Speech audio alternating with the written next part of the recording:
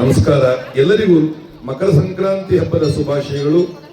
ಇಂದು ಶ್ರೀರಂಗಪಟ್ಟಣದ ರಂಗನಾಥ ಸ್ವಾಮಿ ದೇವಾಲಯದ ಮುಂಭಾಗದಲ್ಲಿ 36ನೇ ವರ್ಷದ ಸಂಭ್ರಮದ ಲಕ್ಷ ದೀಪೋತ್ಸವ ಕಾರ್ಯಕ್ರಮ ನಡೀತಾ ಇದೆ.